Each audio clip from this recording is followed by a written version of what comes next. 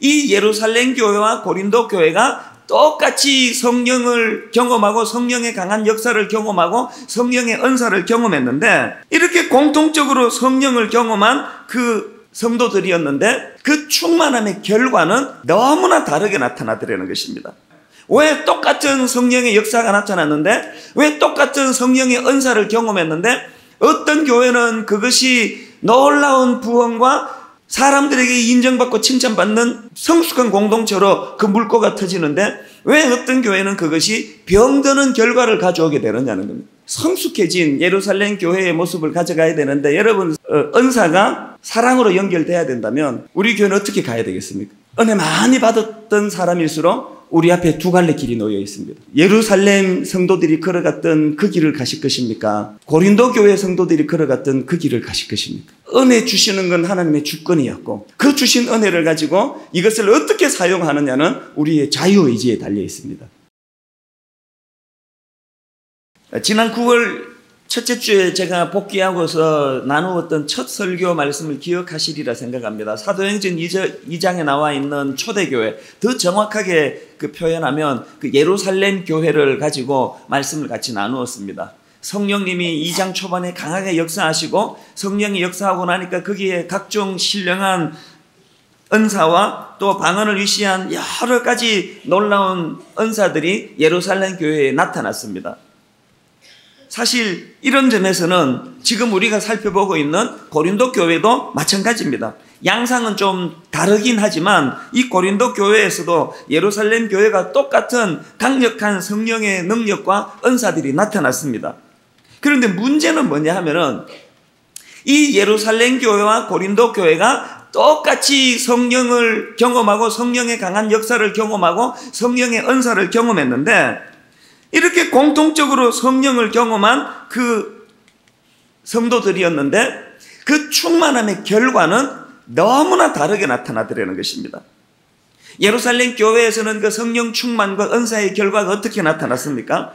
놀라운 그 성령의 역사가 긍정적으로 작용해가지고 복음이 편만하게 전해지고, 성도들이 서로 사랑하고, 성도들 안에 놀라운 여러 가지 아름다운 좋은 일들이 많이 나타나가지고 세상 사람들에게조차 인정을 받고 칭찬을 받는 이런 긍정적인 결과를 가져다 줬습니다. 그런데 고린도 교회에도 이 예루살렘 교회와 똑같은 성령의 은사와 능력과 여러 가지 역사들이 나타났는데, 고린도 교회는 정반대 결과가 나타나더라는 거예요. 오히려 그 은사 경험한 것 때문에 교회가 분열이 되고 마음은 상처로 찢어지고 영적으로 심각한 병이 드는 이런 결과가 나타나더라는 겁니다. 여러분, 이게 뭘 의미할까요? 왜 똑같은 성령의 역사가 나타났는데, 왜 똑같은 성령의 은사를 경험했는데 어떤 교회는 그것이 놀라운 부흥과 사람들에게 인정받고 칭찬받는 성숙한 공동체로 그 물꼬가 터지는데, 왜 어떤 교회는 그것이 병드는 결과를 가져오게 되느냐는 겁니다. 이걸 가만히 보면 우리가 은사를 경험하는 거 이것도 중요하지만, 은혜를 경험하는 거 이것도 중요하지만, 이 받은 은혜와 은사를 어떻게 관리하느냐, 이것을 어떻게 유지하느냐, 이게 훨씬 더 중요한 문제라는 이야기입니다. 그래서 제가 이 본문을 가만히 보다가 크게 그 두 가지로, 왜 예루살렘 교회는 그렇게 은사가 부흥의 결과를 가져다 주었는데 고린도 교회는 병든 결과로 이것들이 물꼬가 터졌나, 두 가지로 그 원인을 제가 분석을 해보았습니다. 첫째로는요, 여러분이 성령의 은사라는 것은 항상 복음 전도와 교회 공동체의 유익을 위하여 쓰여야 한다는 것입니다. 예루살렘 교회에서 나타난 성령의 역사와 은사들을 가만히 한번 분석해 보십시오. 이것들은 철저하게 복음 전도를 위하여, 선교를 위한 목적이 있었다는 이야기입니다. 사도행전 2장에 보면은 강력한 성령의 역사가 언제 일어났습니까? 1절을 보십시오. 오순절 날이 이미 이르매, 그 강력한 성령 역사가 오순절 날에 일어났습니다. 이게 뭘 의미합니까? 오순절은 유대인들이 1년에 3번 순례해야 되는 절기 중 하나입니다. 이 오순절 날에 원건 각지에 흩어져 있던 유대인들이 다 예루살렘으로 모여듭니다. 다 다른 각각의 원근각지에서 모여 살다 보니까 자기들이 사용하는 언어가 다 달랐습니다. 자기들의 토속어가 다 달랐는데, 그런데 그곳에 모여든 사람들에게 복음이 전거되기 위하여 강한 성령의 역사가 나타났는데, 방언이 터졌는데, 한번 보세요. 사도행전 2장 7절과 8절에 그 드러난 방언의 은사를 경험하면서 뭐라고 이야기하는가 보니까, 다 놀라 신기하게 여겨 이르되 보라, 이 말하는 사람들이 다 갈릴리 사람이 아니냐. 그 다음 보십시오. 우리 각 사람이 난 곳 방언으로 듣게 되는 것이 어찌 됨이냐. 이 방언은 지금 우리가 그 기도할 때 은혜 받고 하는 그런 내가 잘 이해가 안 되는 그 방언하고는 다른 방언입니다. 각각 다른 지역에 살던 사람들이 지금 같이 모여들었는데 다 언어가 다르고 방언이 다른데 그들을 위하여 하나님이 배려해 주신 게 방언입니다.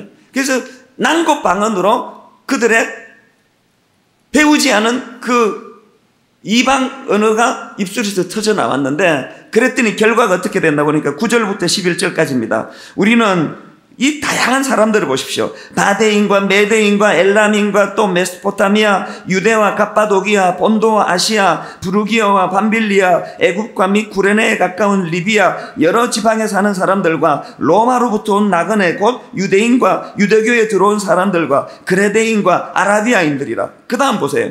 우리가 다 우리의 각 언어로 무엇을? 하나님의 큰 일을 말함을 듣는도다 하고. 여러분 보세요. 이 저자가 9절부터 11절까지 우리가 생전에 듣지도 보지도 못한 그 지역을 이렇게 많이 열거할 이유가 없습니다. 그냥 각 지역과 각 나라에서 모였다 그러면 되는데, 구체적으로 지금 무슨 바데인, 메데인, 엘라민, 메소포타미아, 유다, 갑바도기아, 본도, 아시아 이걸 쫙 열거하는 이유가 뭐예요?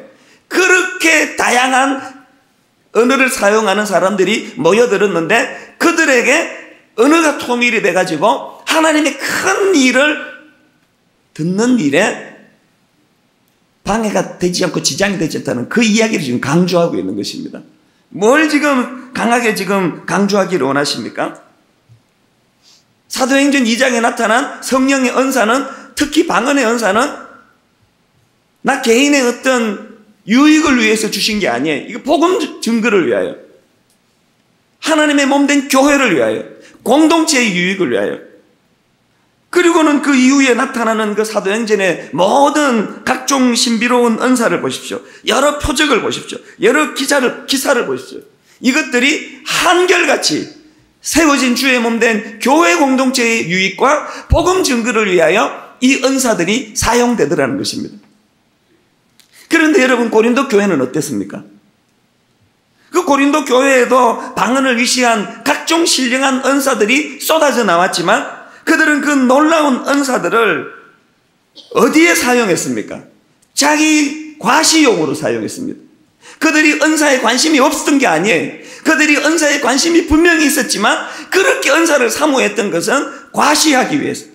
그래서 예루살렘 교회처럼 그들에게 나타난 여러 귀한 은사들을 가지고 복음을 증거하고 교회 공동체를 세우고 약한 지체들을 돕고 이런 데 쓰는 게 아니라, 이것을 가지고 교만해져 가지고 분열하고 다투고 내가 받은 은사가 네가 받은 은사보다 훨씬 큰 거야. 왜 그래? 난 네보다 성숙한 사람이야. 이런 교만이 그 교회 공동체 안에 가득 차 있게 됐다는 것입니다. 이것이 고린도 교회와 예루살렘 교회를 가르는 분수령이었다는 겁니다. 오늘날 여러분, 이런 차원에서 오늘 현실을 한번 보십시오. 오늘도 여러분 주변의 교회들, 특별히 개척교회, 특별히 선교지에 이런 사도행전 2장과 같은 놀라운 역사가 지금도 일어납니다. 수많은 선교사들이 보고하는 보고를 보면 얼마나 놀라운 일들이 지금도 일어나고 있습니다. 그리고 분당 우리 교회도 교회가 개척될 때 이런 상상할 수 없는 신령한 은사와 놀라운 일들이 많이 일어났습니다. 그런데 이런 하나님의 놀라운 은사를 가지고 교회 공동체를 유익하게 하고 약한 지체를 돌보고 또 복음을 증거하는 데 아름답게 사용되는, 그래서 교회가 편만이 부흥하는 교회가 있는가 하면 오히려 여러분 수많은 그 개척 교회들 가운데 이런 은사를 잘못 관리해가지고 교회가 사분오열되고 마음이 찢어지는 이게 현실적으로 지금 경험되는 일입니다. 오늘 이 말씀이 얼마나 중요합니까? 그래서 저는 여러분 이제 우리가 특세를 마무리해가는 이 시점에서 꼭 기억해야 되는 게 있다면 이 은사는요, 무슨 나의 그 영적인 어떤 그 사치를 위해서 내가 무슨 영적으로 과시하기 위하여 혹은 내 어떤 지적 욕구를 충족하기 위해서 그래서 주시는 게 아니라는 거예요. 이 은사는 반드시 교회 공동체의 유익을 위해서, 이 은사는 반드시 하나님 나라의 복음을 편만하게 전하는데 쓰이기 위해서 줘야 되는데, 오늘날 한국교회는 이 은사의 물꼬가 잘못돼도 한참 잘못되게 갑니다. 전부 이 은사를 개인적인 그 무엇으로, 자기 만족을 위하여. 여러분, 이 은사라는 것은, 특별히 방언이라는 것은 내 만족과 내 유익을 위해서 휘둘러서 되는 게 아니에요. 교회 공동체의 유익을 위하여. 고린도 교회가 이거 실패했다는 겁니다. 저는요, 고린도전서 이 13장 4절부터 7절까지 지난주까지 어제까지 살펴본 그 사랑의 속성 15가지를 살펴보면서 참 흥미로운 관어를 발견했습니다. 목사들은 24시간 이 성경을 끼고 살다 보니까 심심해가지고 이렇게도 분석해보고 저렇게도 뒤져보고 하다 보면 재밌는 걸 많이 발견합니다. 그게 뭐냐 하니까 참 재밌는 건 이 15가지 중에서요, 사랑의 속성을 설명하는데 하라 이것보다 하지 마라 이게 더 많이 나와요. 사랑의 속성을 쭉 열거하는데 긍정적인 표현보다 부정적인 표현이 더 많이 나온다는 거예요. 4절부터 8절까지 아니하고 이게 연속적으로 나옵니다. 시기하지 아니하며 사랑은 자랑하지 아니하며 교만하지 아니하며 물에 행치 아니하며 자기의 유익을 구하지 아니하며 성내지 아니하며 악한 것을 생각하지 아니하며 불의를 기뻐하지 아니하며 계속 하지만 아니하며 8번이 나왔습니다. 이래도 좋은 분은 없겠죠 설마. 이 뭘 의미할까요? 굉장히 중요한 원리를 깨닫습니다. 여러분, 사랑의 속성에서 가장 중요한 것은 아니하고 자기 절제가 없는 사랑은 가짜입니다. 여러분, 사랑의 속성 중에 하고 이게 15개가 나올 것 같은데 하나님이 정해 주시는 사랑의 속성은 아니하고예요. 방언을 하는 것보다 더 중요한 것은 그 방언을 절제하는 거예요. 내 안에 능력이 나타나는 것보다 더 중요한 것은 그 능력을 절제하며 쓰는 거예요. 우리 집에 가스가 나오느냐 안 나오냐보다 더 중요한 것은 이 가스가 얼마나 컨트롤이 되느냐가 중요해요. 통제가 되지 않는 가스는 가정을 폭파시키고 파괴시키는 겁니다. 여러분의 은사가 지금 어디에 쓰여지고 있습니까? 여러분의 은사가 과연 여러분 교회 공동체의 유익을 위해 쓰여집니까? 여러분의 은사가 과연 오늘도 복음이 전해지지 않는 이 시대에 복음을 편만하게 전거되는 도구로 쓰임받고 있습니까? 이게 고린도 교회와 예루살렘 교회를 가르는 분수령입니다. 그런가 하면 두 번째로 이 성령의 은사는 사랑의 실천과 연결돼야 된다는 거예요. 이 추상적인 성령의 은사, 이 신비로운 성령의 은사, 이 영적인 성령의 은사가 너무나 실제적이고 너무나 구체적인 사랑으로 연결되지 않으면 그것은 상하기 쉬운 음식 같은. 사도행전 2장 43절 또 그 이후에 그것과 연결되는 44절부터의 말씀이 제 눈에는 참 흥미롭습니다. 43절을 보세요.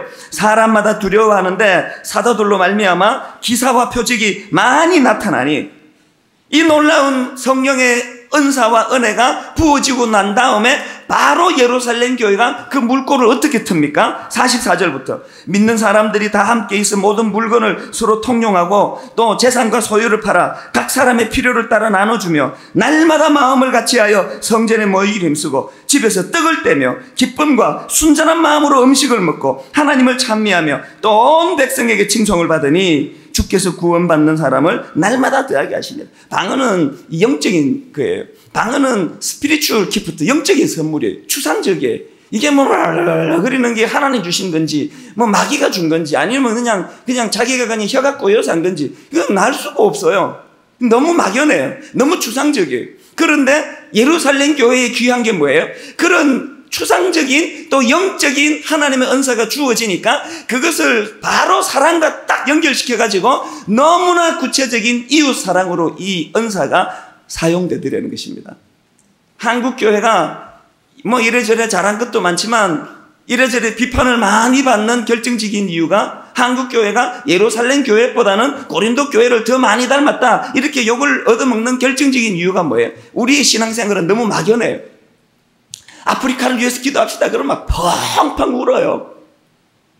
북한 주민들을 위해서 기도합시다 그러면 막 펑펑 울어요. 옆집에 있는 쓰레기 하나도 안 주워요. 특세 마치고 올라가다가 계단 앞에 쓰레기 하나 주워있어도 허리 굽히기가 싫어가지고 그거 안 줍습니다. 내가 이런 거 다 주우면 청소하시는 분들도 쫓겨날지 몰라. 그러면서 그냥 들어가 버리는 거예요. 막연하고 추상적인 보이지 않는 아프리카에 있는 그 굼주에서 선교하는 그 선교사님의 그 영상을 보고는 하루 종일 마음이 슬퍼가지고 눈물을 흘리면서 하나님 나도 저런 삶을 살게 해달라고 결단하면서 이미 세워진 분당 우리 교회를 위하여 쓰레기 하나 죽지 않는 게 이건 우리의 현실입니다. 고린도 교회가 왜 예루살렘 교회가 걸어갔던 그 아름다운 길을 걷지 못했습니까? 구체적인 사랑의 실천이 그들에게는 없었습니다. 저는 이런 의미에서 분당 우리 교회를 참 많이 생각합니다. 지금 여러분 지난 2주 동안에 하나님이 은혜를 많이 주셨습니다. 어떤 분 보니까 뭐 심각한 병은 아니지만 작은 병이 떠나가고 또 손을 얹고 기도할 때 병 고침이 있고 또 방언을 경험하고 이런저런 은혜를 이번에 많이 받았습니다. 가정이 회복이 되고 미워했던 남편을 다시 사랑하게 되고 여러 좋은 일들이 많이 일어났습니다. 이제 예루살렘 교회에 일어났던, 이제 고린도 교회에 일어났던 수많은 성령의 아름다운 사역들이 분당 우리 교회 안에 2주 동안 경험되어졌습니다. 그렇기 때문에 여러분 이 시간 저나 여러분 모두에게 두 갈래 길이 주어져 있다는 길입니다. 특세 때 은혜를 많이 받은 사람일수록 이 두 갈래 길이 선명하게 지금 나와 있습니다. 한 갈래는 예루살렘 교회가 걸어간 길이요, 다른 한 갈래는 고린도 교회가 걸어간 길입니다. 저는 다시 묻습니다. 이미 은사를 경험하신 분, 이미 방언을 경험하신 분, 이미 하나님의 많은 사랑을 체험하신 분, 여러분은 지금 어느 길을 걷고 계십니까? 예루살렘 교회 성도가 걸어간 그 길을 걷고 계십니까? 고린도 교회 성도들이 보여준 미숙한 모습을 지금 여러분이 드러내고 있습니까? 여러분 이 질문에 스스로 답하기 위해서 오늘 본문에서 바울이 제시하는 한 가지 잣대를 가지고 자기를 점검해 보시기를 바랍니다. 본문 11절입니다. 내가 어렸을 때에는 말하는 것이 어린아이와 같고 깨닫는 것이 어린아이와 같고 생각하는 것이 어린아이와 같다가 장성한 사람이 되어서는 어린아이의 일을 버렸노라. 바울이 지금 고린도 교회 성도들을 구원면하면서 주신 말씀이에요. 어린아이의 특징이 뭡니까? 첫째로요, 어린아이의 특징은 자기 자랑이 많습니다. 미숙할수록 자기 자랑이 많아요. 이게 예루살렘 교회와 고린도 교회의 결정적인 차이입니다. 예루살렘 교회는 은사를 경험하고 은혜를 경험하고 십자가를 자랑했습니다. 예수 그리스도를 자랑했습니다. 100% 그랬다고는 생각하지 않지만 그 교회의 전체적인 분위기와 물줄기가 그랬다고 저는 생각합니다. 그런데 고린도 교회는 은사가 경험되어지자마자 누구를 자랑했습니까? 십자가를 자랑했습니까? 그 은사를 경험한 자기를 자랑했습니다. 나 대단한 사람이라는 거예요. 당연히 교만이 찾아옵니다. 다른 사람이 받은 은사를 무시합니다. 그게 은사야? 이 정도는 돼야지 그래도 이걸 은사라 그러지. 너 기도 더 해야 되겠다. 뭐냐 그게? 창피하게. 자기 과시, 자기 자랑이 많은 게 어린아이입니다. 그런가 하면 두 번째로 어린아이의 특징은요, 편가름이 심합니다. 셋만 모이면 분열하는 게 이게 인간의 본능이에요. 그런데 그렇게 은혜를 많이 받았다고 하는 고린도 교회 성도들에게 이런 양상이 더 심하게 나타나는 거예요. 고린도전서 1장 11절 12절을 보니까 내 형제들아 글로의 집 편으로 너희에 대한 말이 내게 들리니 곧 너희 가운데 분쟁이 있다는 것이다. 내가 이것을 말하거니와 너희가 각각 이르되 나는 바울에게, 나는 아볼로에게, 나는 게바에게, 나는 그리스도에게 속한 자라 하니. 교회가 그렇게 은사를 많이 경험했는데 은사를 경험했더니 이게 미숙한 어린아이의 고린도 교회의 모습을 보이니까 편가름이 되는 거예요. 여러분, 우리가 이런 것들을 가만히 보면 이게 은사를 경험하고 방언을 하고 뭐 기도를 많이 하고 이거하고 그 성숙한 거하고는 다른 이야기 같아요. 기도 5시간 하면 더 신령한 지혜가 충만해져서 편가르는데 더 고수가 돼요. 아주 지혜롭게 편을 잘 갈라가지고 자기 편을 확보하고 말이죠. 어린아이의 특징은 편가름입니다. 지금 이런 면에서 분당 우리 교회는 예루살렘 교회로 갑니까? 고린도 교회로 가고 있습니까? 그런가 하면 세 번째로 어린아이의 특징이 뭡니까? 전체를 보지 못하고 부분적인 것에 집착하는 태도라는. 고린도 교회 성도들이 그거 아닙니까? 자기가 가진 은사가 최고라는 거예요. 다른 사람들이 가진 은사는 하찮은 거예요. 바울의 입장에서 볼 때는 종말에 그것들이 다 폐하여지게 될, 그것들이 상대적으로 그것들이 다 폐하여지게 될 것들인데 더 소중한 사랑은 보지를 못하고, 그래서 어린아이일수록 이런 부분적인 것에 집착한다는 거예요. 그런가 하면 네 번째로 어린아이의 특징이 뭡니까? 자기중심적이라는 거예요.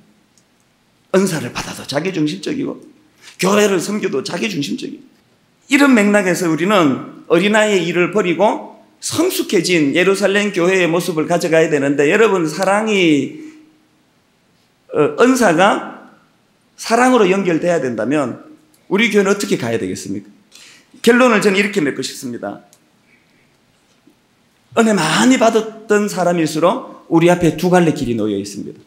여러분, 예루살렘 성도들이 걸어갔던 그 길을 가실 것입니까? 고린도 교회 성도들이 걸어갔던 그 길을 가실 것입니까? 은혜 주시는 건 하나님의 주권이었고, 그 주신 은혜를 가지고 이것을 어떻게 사용하느냐는 우리의 자유의지에 달려 있습니다. 저는 분당 우리 교회가 고린도 교회의 길이 아닌 예루살렘 교회의 길을 향해 나가는 교회가 되기를 간절히 원합니다. 그러기 위하여 두 가지. 받은 은혜, 복음을 위해 써야 됩니다. 받은 은혜, 하나님 나라를 위해 써야 됩니다. 받은 은혜, 복음이 편만히 전해지는 일에 써야 합니다. 두 번째로, 사랑과 섬김으로 이 은사가 연결돼야 됩니다. 쓰레기부터 주우십시오. 약한 지체를 배려하십시오. 사랑은 자아도취가 아닙니다. 이 말씀의 결론을 여러분에게 돌려드릴게요. 여러분이 결론을 맺으세요. 옆에 분한테 하세요. 결론을 맺으세요. 진심으로 사랑을 고백하고 축복하시고, 내가 받은 이 은혜를 형제님이 다 가져가십시오. 내가 받은 이 은혜를 자매님 다 가져가십시오. 안 하던 일을 시키면 이렇게 난감합니다. 그냥 옆에 분들을 축복해 주세요. 주님 이름으로 축복합니다. 주님 이름으로 사랑합니다. 주님 이름으로 이 사랑의 열매를 같이 나누기를 원합니다.